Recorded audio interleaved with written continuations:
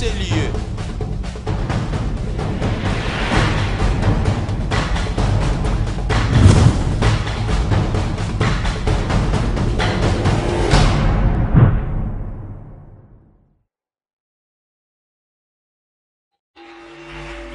Alléluia. Hébreux chapitre 4.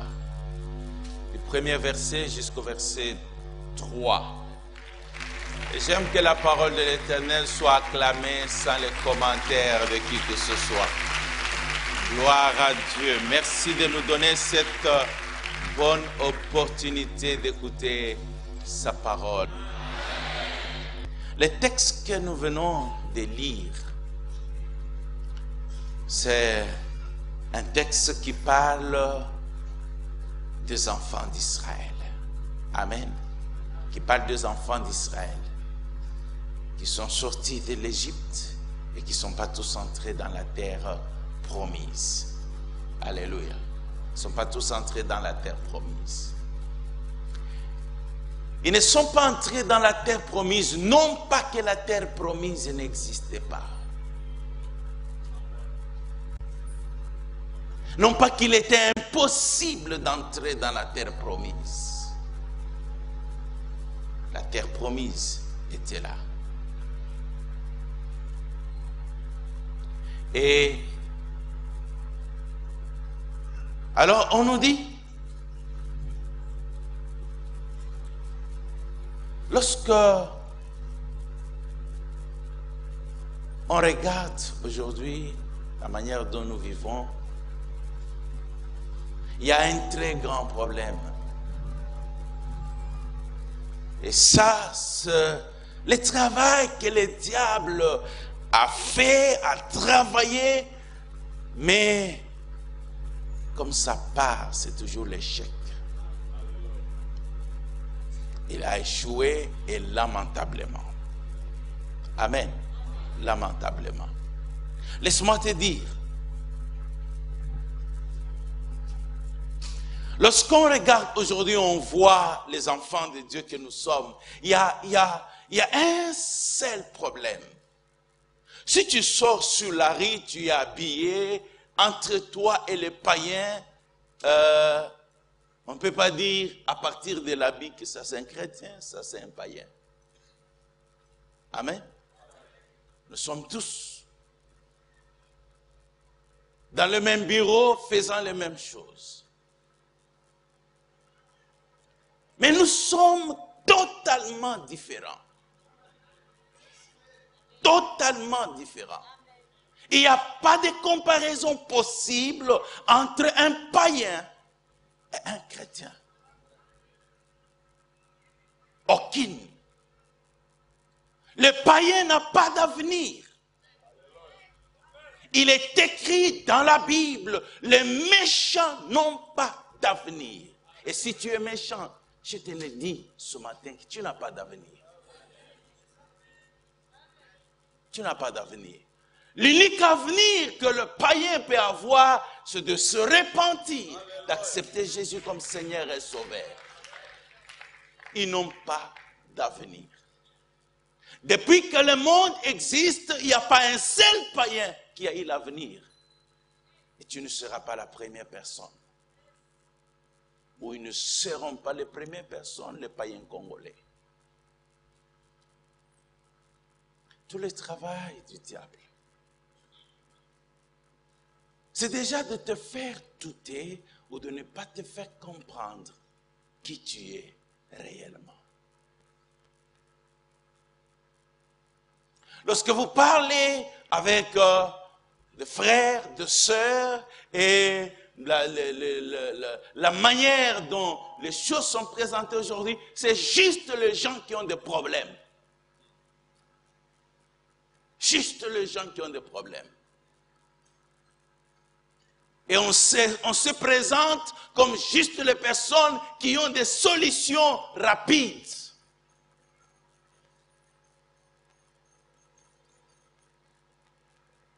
Tu n'as pas de problème. Est-ce que tu m'entends? Même si tu ne veux pas dire Amen. Il y a une différence entre l'information et la vérité. Alléluia. Il y a une très grande différence. On a informé à Jésus que Lazare était malade et que Lazare est mort. Mais Jésus, lui, ne tenait pas compte des informations, il tenait compte de la vérité. Et il a dit, Lazare dort. Alléluia. C'était ça, la vérité. Et lorsqu'il est arrivé, les gens pleuraient. Il dit, montrez-moi où vous l'avez mis. Et lorsqu'il est arrivé, il a fait exactement ce qu'on fait pour quelqu'un qui dort. C'est le réveiller. En appelant très fort. Il n'a pas dit, Lazare. Parce qu'il savait qu'il dormait. Alors pour réveiller, Lazare, sors. Alléluia. Il dormait. Et Lazare s'est réveillé. Alléluia. Amen.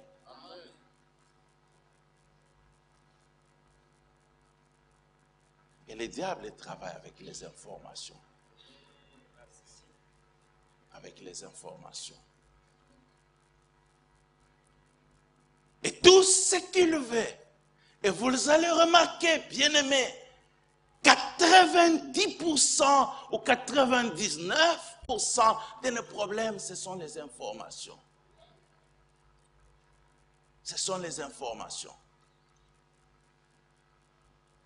Il nous fait boire ces informations. Et qui sont appuyées par des éléments, par des circonstances, par des sensations, par des douleurs, par beaucoup de choses. Mais une seule personne peut nous dire la vérité. Et c'est Dieu. Amen.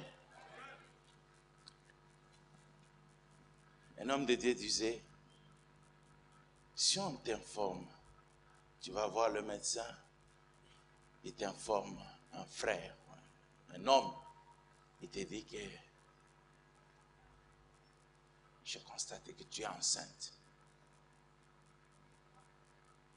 Tu vas rentrer très triste et dire, qu'est-ce qui se passe? Je n'ai pas compris, le médecin m'a dit que je suis enceinte. Alléluia. Comment les gens vont te prendre? Tu n'es pas normal. Alléluia. Quand un médecin t'annonce, monsieur, tu es enceinte, l'unique réponse qu'on doit lui donner, c'est impossible. C'est impossible. Pourquoi tu dis que c'est impossible? Parce que les choses sont telles que c'est impossible. C'est impossible. Il n'y a aucune voie, aucune possibilité de l'être. Amen. Et lorsque tu vis avec Dieu, il te donne accès à la vérité. Et quand tu as accès à la vérité, tu peux dire à l'information, c'est impossible. Alléluia. C'est impossible. C'est ainsi que Jésus n'était jamais agité. Alléluia. Il n'était jamais agité. Il savait. Il avait la vérité. Alors le texte, le verset 3, dit ceci. Il dit que dans sa colère, il a dit, ils ne vont pas entrer dans mon repos. Ils ne vont pas entrer dans mon repos à cause de quoi?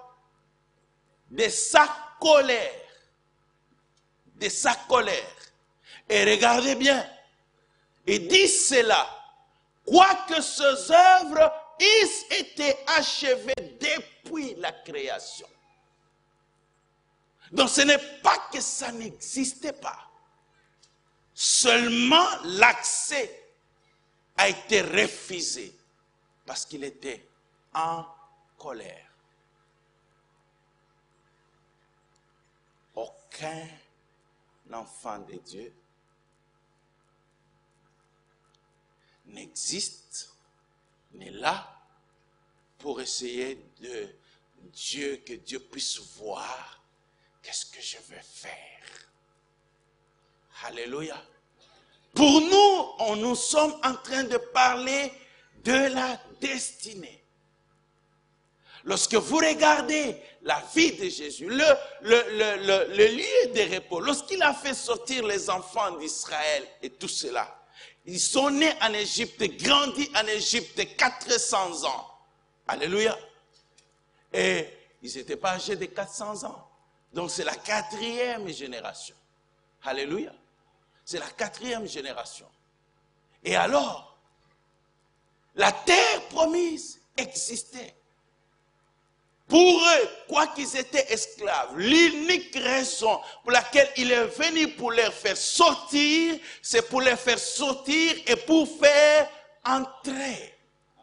Alléluia. Sortir, pas pour errer, mais sortir pour entrer. Entrer parce qu'il y avait déjà un endroit préparé.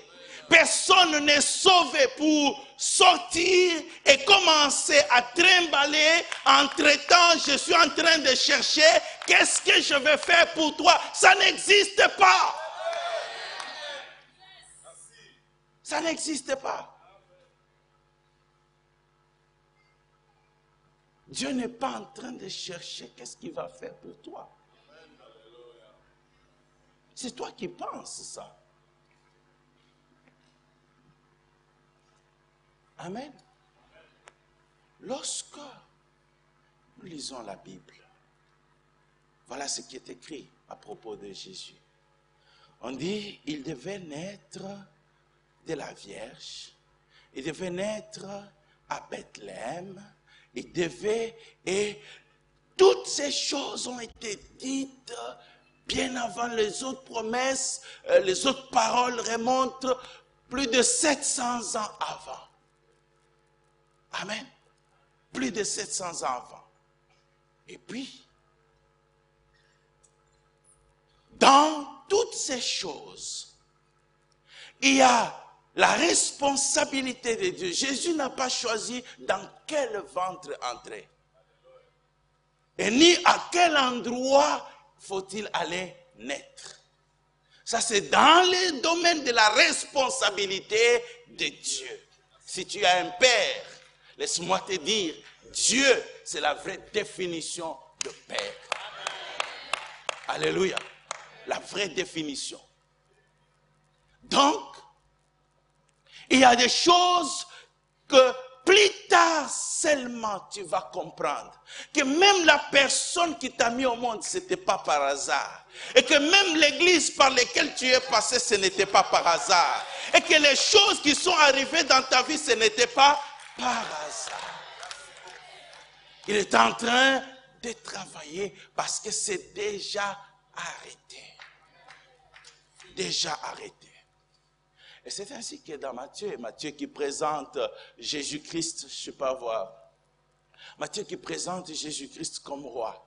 Et comme aussi son texte est écrit plus particulièrement aux Juifs. Alors, c'est juste pour essayer de démontrer, selon les Écritures. Alors, il y a cette phrase qui est répétée plusieurs fois de tout ce que Jésus faisait afin que s'accomplisse ce qui était écrit.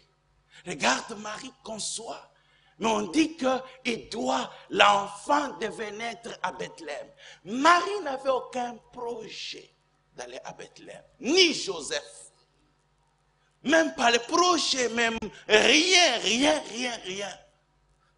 Parce que déjà, ils sont arrivés, ils n'avaient même pas un endroit pour dormir. C'est qu'il n'y avait peut-être même pas de relations de l'autre côté. Ils vont aller faire quoi? Alléluia.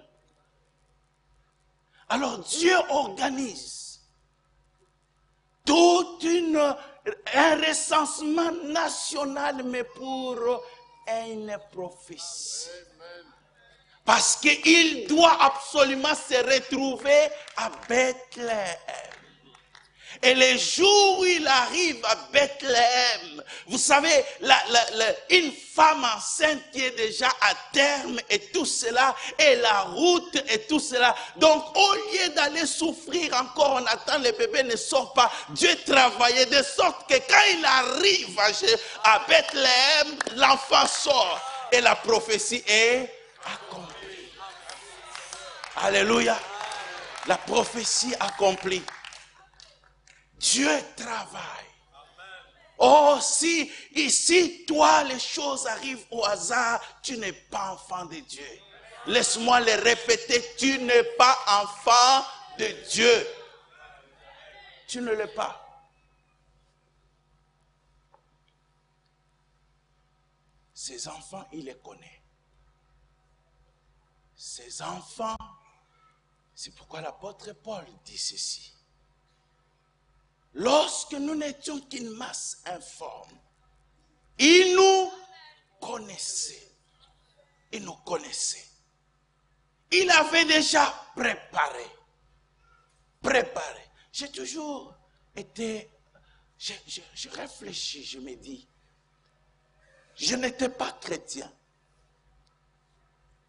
J'étais en 3e primaire, je ne sais pas quel âge exactement. Mais lorsqu'on me posait la question, qu'est-ce que tu vas faire? Je dis, je vais servir Dieu. Alléluia. Je vais servir Dieu. Et les gens te regardent, ils savent, mais ça vient d'où?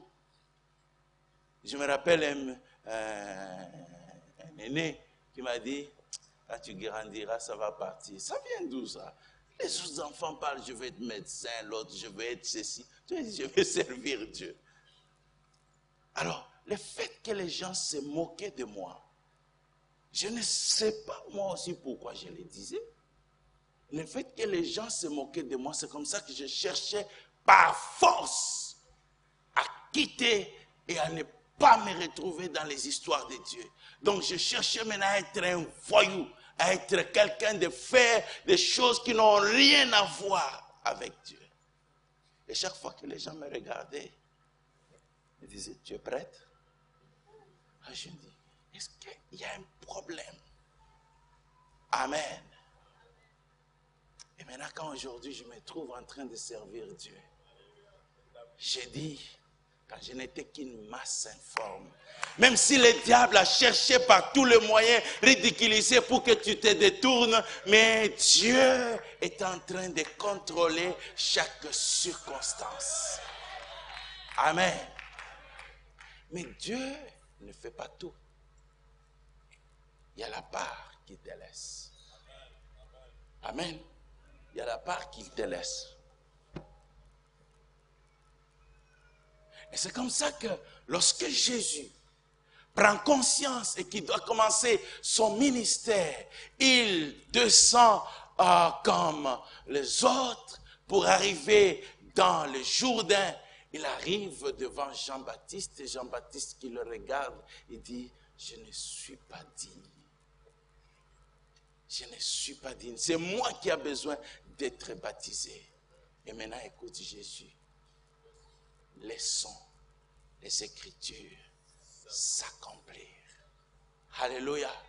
S'accomplir. Donc maintenant, c'est lui qui travaille pour que les Écritures s'accomplissent. Alléluia. Amen. Amen. Oh, laisse-moi te dire déjà à l'avance avant d'aller plus loin. Si ton diplôme, si tout ce que tu as ne peut pas travailler pour que les Écritures s'accomplissent, tu es de côté. Alléluia. Complètement loin, à côté.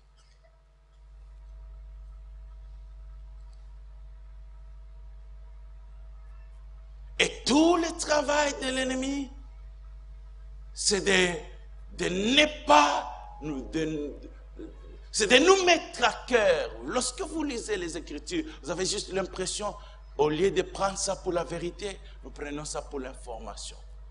Et tout ce que nous cherchons, c'est d'essayer de comprendre. En fait, ce terme veut dire ceci, et puis ça veut dire là, et puis après. Ce n'est pas ça l'intention de Dieu. Amen. Amen. Nous sommes de ceux-là qui doivent faire en sorte que les Écritures s'accomplissent. Laissons les Écritures s'accomplir. Laissons les Écritures s'accomplir. Mais regardez, bien-aimés,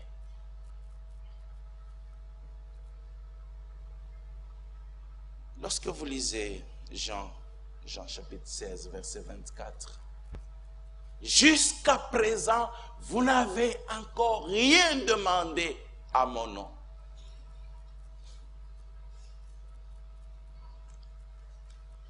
Demandez et vous recevrez pour que votre joie soit... Amen. Jusqu'à présent, vous n'avez rien demandé à mon nom. Or, les jours où je lis là, pour ce texte, pour la première fois, j'ai dit, bon, c'est vrai qu'on dit qu'il n'y a pas des erreurs dans la Bible, mais là, je crois quand même que j'ai déjà demandé au nom de Jésus. Alléluia. Mais la Bible affirme que je n'ai encore rien demandé en son nom.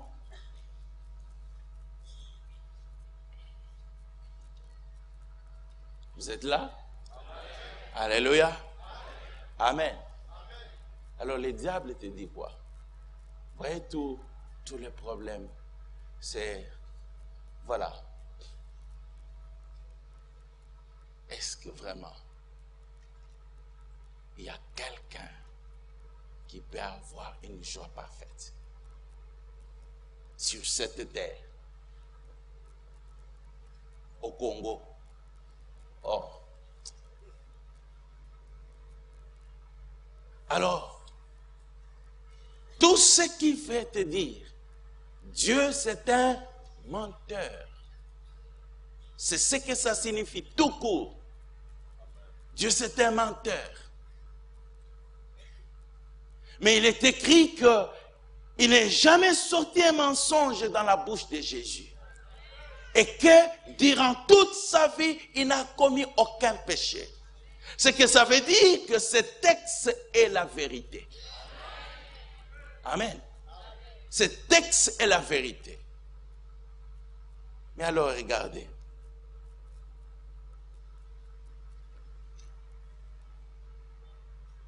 Le problème c'est que lorsqu'il est en train de parler, pourtant tu as déjà demandé au nom de Jésus.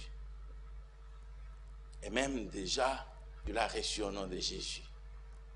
Mais la question est celle-ci. As-tu la joie parfaite? Tu as crié pour le mariage, tu as reçu le mariage. As-tu la joie parfaite? Oh, pour parler que des enfants, oh, gloire à Dieu, le Seigneur nous a donné. Je me rends compte que les enfants sont têtus. Les enfants sont un souci. Alléluia. Amen. Et donc, le problème, ce n'est pas de l'avoir. Le problème maintenant, c'est de penser, est-ce que vraiment il sera? Tu peux avoir de maison, tu peux avoir tout ce qu'il faut. Alors, en réalité, Jésus est en train de dire ceci. Jusqu'à présent, tu n'as rien demandé. Mais moi, je cherche ce que tu demandes à mon nom. Qu'est-ce qui peut rendre ta joie parfaite? Donc, que tu fasses ta liste. Et laissez-moi vous dire, vous pouvez parcourir sur toute la terre, dans toutes les générations. Il n'y a personne qui a donné cette possibilité à qui que ce soit. de dire je vais vous donner une joie parfaite. Aucun gouvernement, dans aucun pays ne peut donner une joie parfaite. Aucun père, aucune mère. C'est déjà presque prétentieux de pouvoir dire je vais vous donner une joie parfaite. Mais ça, c'est offert seulement aux enfants de Dieu. Alors l'unique chose là qui puisse être faite, ça va commencer d'abord par croire. C'est ainsi que le verset 2 dit ceci. Cette bonne nouvelle qui leur avait été annoncée, qui nous est annoncée aujourd'hui, elle n'a rien apporté chez eux parce qu'elle ne trouva pas de foi à ce qu'ils entendirent. Amen. Trouva pas de foi. La bonne nouvelle, mais ils ont eu difficile à croire. Pourquoi difficile à croire? Parce que, bien-aimé, il est impossible de dire que Dieu est grand en même temps que tu as un ennemi grand. Alléluia. Si tu vois un problème grand, c'est que Dieu est petit. Si tu vois un ennemi grand, c'est que Dieu est petit. Même si tu ne dis pas Amen. C'est ça la vérité. C'est ça la vérité. Dieu ne peut pas être grand et le diable grand. Dieu ne peut pas être grand et le problème grand. Ça ne marche pas ensemble. Et c'est la raison pour laquelle, lorsque ils ont vu le mur fortifié et les fils d'Anak, ils ont dit, nous étions comme des sauterelles. Donc, ça veut dire, et Dieu ne peut rien faire contre ces gens-là. Amen. Alléluia. Je veux que tu me suives. Je veux que tu me suives. C'est toi qui te prives d'être heureux. C'est personne qui te prive d'être heureux. C'est une question de décision. Décision. Ça veut dire, bien-aimé, je décide aujourd'hui de ne croire qu'en Dieu. Amen. Mais la décision, elle est souvent, pour qu'elle soit solide, elle doit être conduite par la compréhension. La compréhension. Notez bien cela.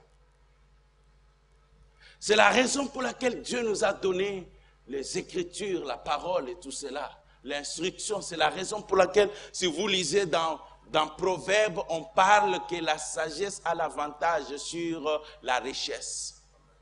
Alléluia. Et laissez-moi juste vous donner des petites compréhensions.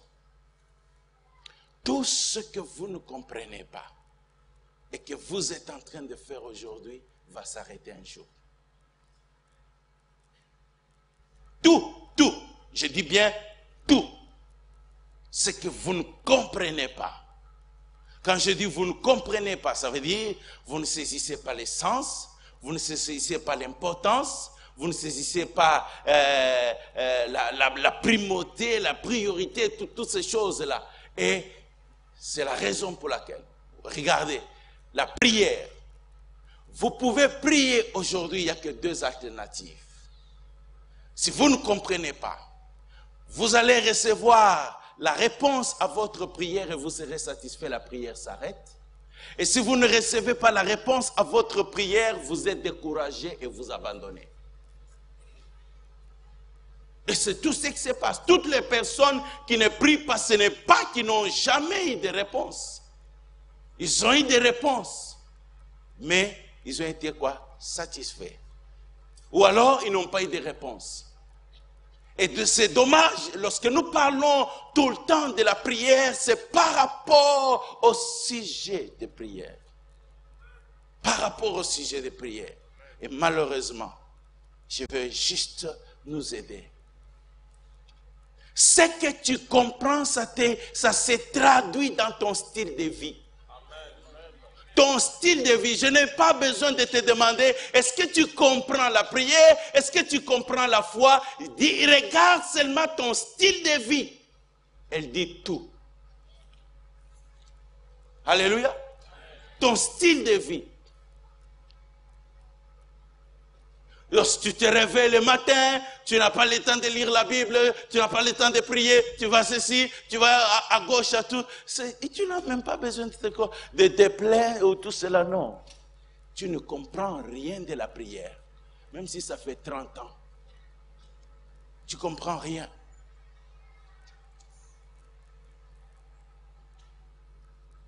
Mais lorsqu'on regarde le style de vie de Jésus, Jésus priait. Le matin, le soir et tout cela. Quand il y a un problème, c'est la prière. Parce que le problème, c'est qu'est-ce que lui comprenait par là. Alléluia. C'est ça ce qui traduit le style de vie. Dans tout ce que nous faisons, si on a besoin de courir derrière toi pour que tu donnes l'argent pour ceci, pour que tu fasses, que tu viennes à la prière, ou que tu viennes à la prière en retard et tout cela, c'est la compréhension que tu as. Le jour où ta compréhension change, ton style de vie va changer. Ton style de vie va changer. Et c'est la raison pour laquelle le diable travaille pour aveugler les gens, pour empêcher. Et Dieu dit, mon peuple est détruit parce qu'il lui manque la connaissance. La connaissance. Il veut que les gens continuent à prier, à crier, jeûner 40 jours, maigrir et tout cela. Et puis, à la fin, finir comme Ésaïe 58, à quoi nous sert de jeûner si tu n'entends pas? Alléluia. Amen. Je vous dis, bien-aimés, lorsque ça fait des années, je prie, je prêche, j'ai juste posé la question à Dieu, j'ai dit à Jésus, j'ai dit, je pense qu'il y a une différence entre moi et toi. Pas parce que tu es Dieu, pas parce que tu es... Moi aussi, je suis enfant de Dieu. Moi aussi, j'ai le Saint-Esprit. Mais il y a une différence. Je voudrais que tu m'aides. Il a dit la différence, c'est dans la compréhension. Tu ne comprends pas les choses comme moi, je les comprends. Le jour où tu comprends les choses comme moi je comprends, tu feras la même chose que ce que moi je fais. Et c'est exactement pour chacun de nous. Alléluia. Alléluia. Et il dit, au lieu de dire aux gens, priez, priez, il faut que les gens comprennent. Alléluia. J'ai toujours donné cet exemple. Si vous voyez une maman qui vient vers vous, qui vous dit, pasteur, j'ai un problème, est-ce qu'on peut prier pour mon mari à Sokola Gate? Pour qu'il se lave, il faut vraiment chérir ce que Sokola, le mali les athées. Alléluia. C'est qu'elle a vraiment un très très grand problème. Parce que c'est des choses qu'on insiste auprès des enfants parce qu'ils ne comprennent pas. Mais lorsque la personne commence à comprendre, on ne le demande plus. Alléluia. On ne demande plus. Et si on continue toujours à te demander, frère prie, frère chaîne, frère donne, frère, c'est la compréhension qui n'est pas là. Amen. Amen. Alléluia. Mais laissez-moi vous dire, vous êtes fils de la destinée. Vous êtes fille de la destinée. Amen. Alors, bien que le diable a travaillé, c'est pour cette raison, le message, c'est donner la bonne nouvelle le diable a échoué. Et la Bible dit, il y a les ténèbres couvrent la terre, mais sur toi la lumière s'élève. Alléluia. Sur toi la lumière s'élève. Il y a des choses qui vont se passer dans ta vie sur le plan compréhension qui va révolutionner ton style de vie. Les gens ne vont plus te reconnaître. Les gens ne pourront pas te retenir. Alléluia. Ils ne pourront pas te retenir. Les gens ne vont pas comprendre. Et ce qui va arriver, ni ton diplôme, ni tes relations, ni qui que ce soit ne pourra le faire. Alléluia. Amen. Il y a une lumière qui s'élève en ce lieu. Dieu va éclairer parce qu'il a un travail à faire dans ce pays avec toi. Alléluia. Amen. Et ça, c'est des dimensions. Ça veut dire que même si on te donne une année pour dormir et rêver, tu ne reverras jamais ça.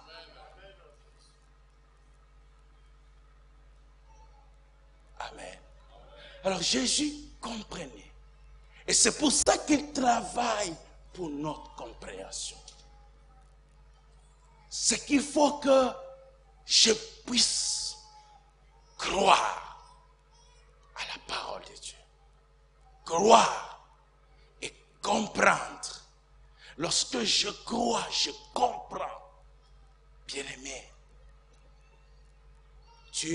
ce que tu es, ça va, comme je l'ai dit tout à l'heure, la différence entre l'information et la vérité. Dieu va t'amener maintenant dans le cercle de la vérité. Le cercle de la vérité, ce n'est pas quelqu'un qui vient te regarder qui dit, tu as un masque de vieillesse. Je dis, c'est un mensonge, c'est impossible. Parce que toi, tu as accès à la vérité. Alléluia. Et la vérité, elle ne se déclare pas parce que le présent témoigne. Non, la vérité, elle est têtue. Elle existe là. La Bible dit que Jésus est la pierre angulaire. La pierre rejetée par les bâtisseurs et qui est devenue la principale de l'angle. Mais la Bible ne s'arrête pas là et dit ceci. Celui qui tombe sur cette pierre se brise et celui sur qui la pierre tombe l'écrase. Or Jésus c'est la parole. Ça veut dire, il est impossible de tenir face à la parole. Impossible. Depuis que le monde existe, personne n'a jamais... Les gens ont osé, les gens ont déclaré des choses, mais il est impossible. Étant donné que l'unique langage que le diable entend, c'est le langage de la force. Alléluia. Donc tes plaies ne lui disent absolument rien. Merci. Merci. Rien. Amen. Il faut que tu l'obliges. Lorsque Moïse est allé annoncer, est allé dire à Pharaon, l'Éternel a dit, laisse aller mon peuple. Il a dit, qui est l'Éternel pour que je lui obéisse? Moïse n'est pas allé demander la carte de visite de l'Éternel. Alléluia. Non. Ça veut dire que l'unique langage que Pharaon pouvait entendre dans sa position de Pharaon, c'était la puissance. Et Dieu a manifesté pour qu'il reconnaisse que c'est l'Éternel qui est Dieu. Alléluia. Tu vas aller pleurer, tu vas aller parler. Ceci, ça ne marche pas et tout cela. Il est content. Ça ne dit absolument rien. Amen. Oh, la force, la puissance, ce n'est pas juste les cris. C'est la connaissance de ce que tu es. La connaissance des choses. Une pauvre veuve qui allait vers un juge unique fort et qui ne craignait ni Dieu ni personne. Mais la femme là savait que toi tu dois faire, tu dois me rendre justice. Un point, un trait. Ton attitude, ça m'importe peu. Alléluia. Tu dois me rendre justice. Les enfants de Dieu ne savent plus leurs droits. Dès que tu t'es converti, on ne te dit pas qu'est-ce que tu es en Christ. On te dit seulement les problèmes que tu as. Alléluia. Alléluia. Les problèmes que tu as. Comment tu peux tenir? Tu ne tiendras pas. C'est pour cette raison que tu es obligé de courir à gauche, à droite, de demander une imposition de main ici, de demander une imposition de pied là-bas, et tout cela parce que tu ne connais rien. Rien de ce que tu peux déclarer, c'est illégal. Ça ne peut pas se faire, c'est impossible. C'est impossible.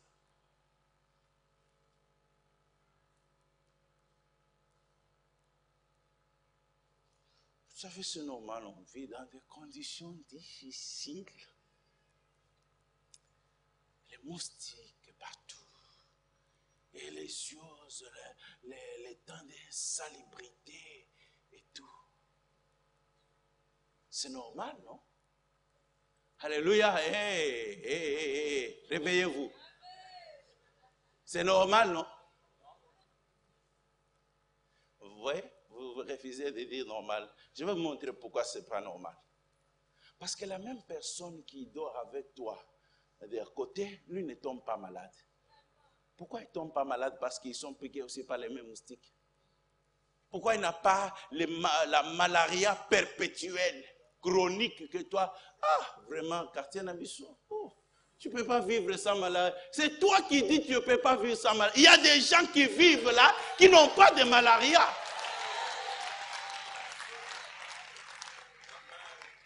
Et parce que tu l'acceptes, et la malaria se dit siège social. C'est ici. Alléluia. Mais tu ne te poses pas la question. Pourquoi même les fous qui dorment par terre, et tous les jours à la poubelle, là où il y a ils ne tombent même pas malades?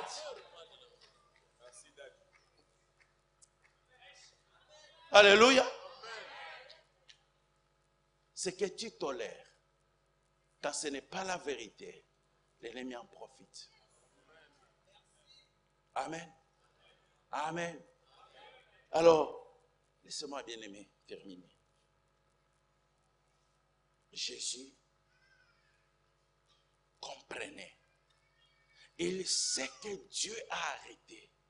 Mais tout mon travail que je dois faire, c'est de croire sans douter un seul instant de sa parole.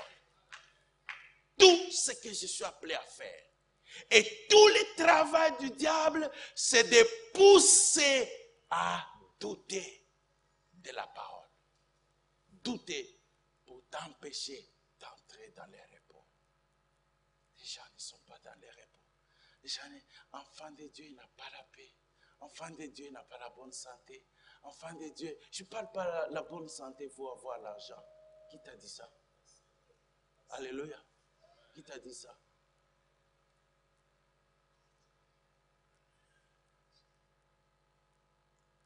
Et alors, c'est comme ça que la Bible nous dit.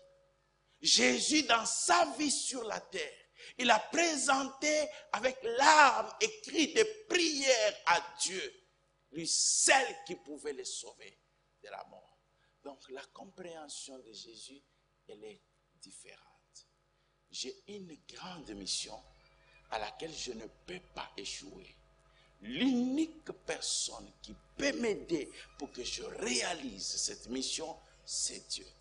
Comment vous allez donner des priorités à autre chose alors que vous savez que l'unique personne qui va vous donner l'avantage chaque jour, il est là. C'est ainsi que son style de vie était différent. Parce qu'il savait, il était convaincu, les jours où les choses se compliquent, il n'y a qu'à aller vers Dieu. Les jours où tout se passe bien, je vais qu'à lui. C'est ainsi que, alléluia, la vie de prière n'est pas en fonction de nos sujets de prière. C'est en fonction de notre compréhension. Alléluia, de notre compréhension. Dieu t'appellera et te parlera de l'impossible. Vous savez pourquoi? Parce que tout ce qu'il décide de faire dans la vie d'un homme, de qui que ce soit de ses enfants, c'est du domaine de l'impossible. Et lorsque tu comprends et que tu penses que tu vas le réaliser de toi-même, tu vas souffrir de crises.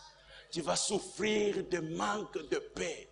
Tu vas souffrir de stress. Et chaque fois que tu penses à ça, tu te dis, c'est impossible. Ça ne peut pas se faire. Mais lorsque tu comprends que le problème, c'est seulement, il ne t'a pas dit que tu vas le faire, mais il t'a choisi comme l'instrument par lequel il va le faire. Amen. Merci. Alléluia. L'instrument, laissez-moi bien aimé vous dire, quel pouvoir avait le bâton de Moïse? Aucun. Lorsque vous lisez les psaumes, on dit ceci, David qui était un guerrier qui a remporté des victoires, il a dit, la victoire n'appartient pas à l'épée, la victoire n'appartient pas au cheval, ce n'est pas, la victoire, elle vient de l'Éternel, ce n'est pas l'épée qui nous délivre, mais lui c'était un homme d'épée. Et c'est ainsi que lorsque vous regardez l'unique stratégie de David, on le connaît comme roi. Mais quand vous lisez les psaumes, vous découvrez un homme de prière. Un homme de prière. Parce qu'il savait que quand vous êtes un homme qui est sur le terrain, la guerre, la mort peut arriver à chaque instant. Et l'unique moyen, c'est d'avoir quelqu'un plus fort. Et c'est comme ça que David, tout ce qu'il faisait, c'est l'Éternel. Éternel, est-ce que tu veux que j'aille? Éternel, est-ce que tu penses que je peux? Qu'est-ce que je fais? Comment je fais? Et ceci. Donc, et c'est ce qu'il a fait. Et David n'a perdu aucun combat. Pourquoi tu penses que toi, tu es appelé à perdre le combat? Ça fait partie de la vie.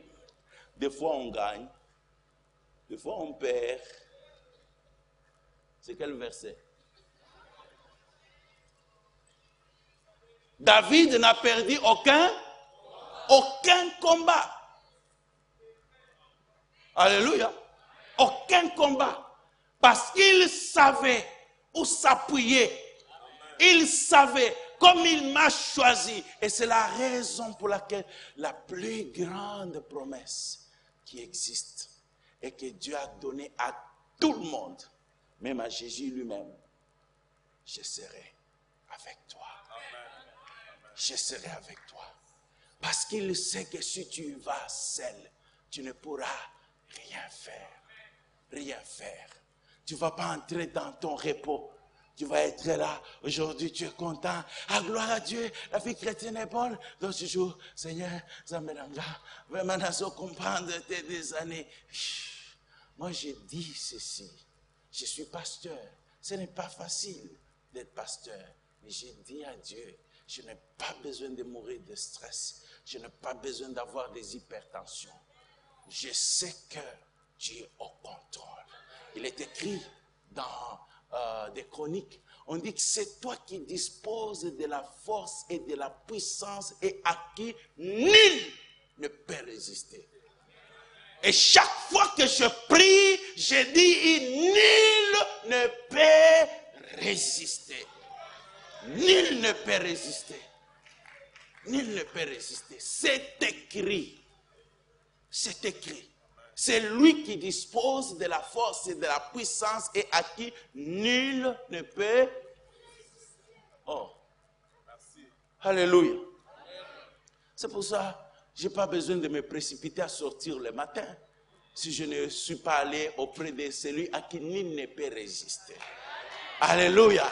Quand déjà le matin, il te dit, oh, je bénis mes enfants. Moi, c'est le courage. Je viens rapidement parce que j'ai entendu. Je dis, j'ai une bonne nouvelle. Mon problème, c'est pas, pasteur, comment tu peux avoir le courage de dire les choses comme ça? Tu sais pas. Je n'ai pas de problème de courage. Le problème, c'est que j'ai entendu.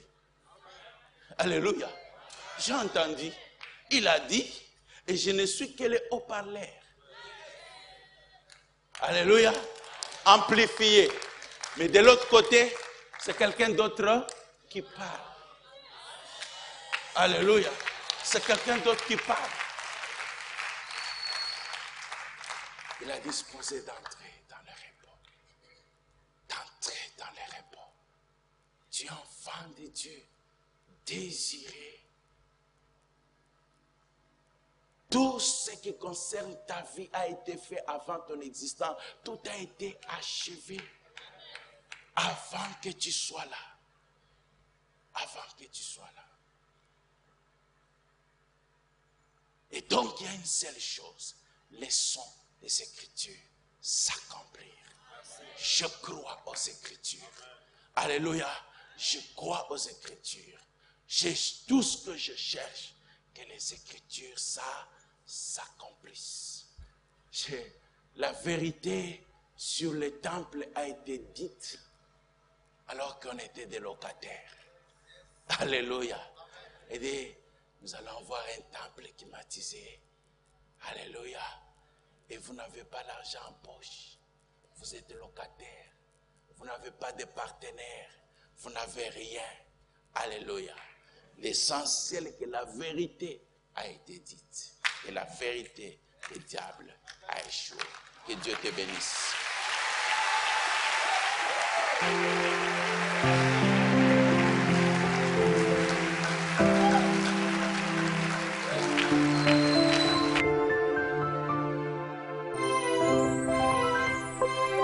Unis comme un seul homme, devant ton trône glorieux, contemple ta majesté, ta beauté,